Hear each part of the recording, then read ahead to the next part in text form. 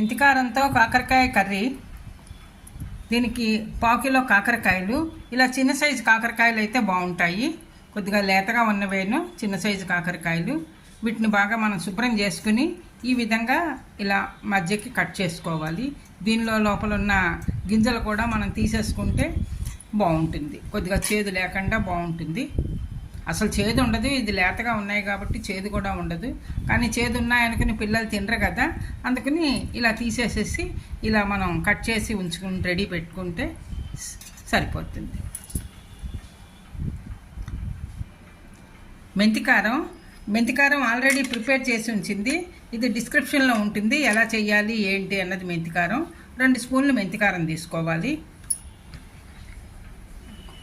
ఒక చిన్న స్పూన్ పసుపు, తగినంత ఉప్పు, ఈ 3 మిక్స్ చేసుకోవాలి. దీంట్లో ఉప్పు వేయలేదు, అందుకని కూరకి సరిపడా కారానికి సరిపడా ఉప్పు తీసుకుని అన్నీ మిక్స్ చేసుకోవాలి. ఈ 3 కలిపి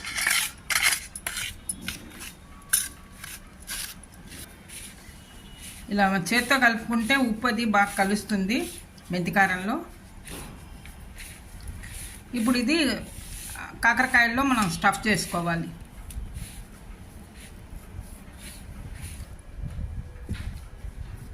ఇలా ఈ విధంగా స్టఫ్ చేసుకోవాలి.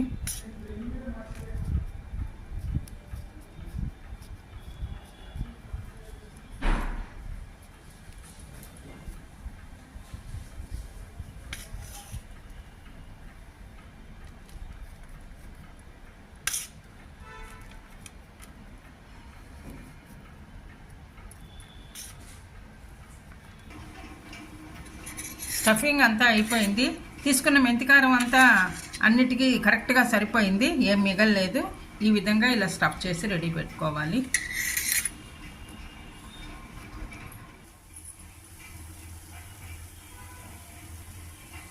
నూనె వేడెక్కాక స్టఫ్ చేసుకున్న కాకరకాయలన్నీ ఇలా జాగ్రత్తగా ఇందులోకి వేసుకోవాలి.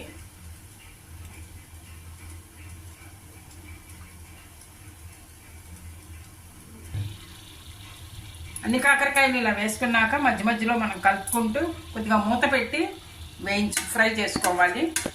కొద్దిగా మెత్తబడేదాకా, కొద్దిగా మగ్గేదాకా మూత పెట్టి ఉంచుకోవాలి. తర్వాత మూత లేకుండా మనం ఫ్రై చేసుకోవచ్చు. పచ్చివాసన పోయి మగ్గి కొద్దిసేపు ఇలా మూత తీసి ఫ్రై చేసుకుంటే సరిపోతుంది.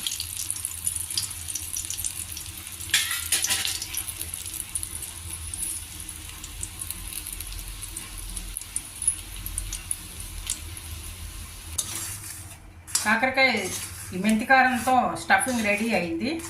సర్వింగ్ ప్లేట్లోకి తీసుకోవాలి. బాగా ఫ్రై కూడా అయింది.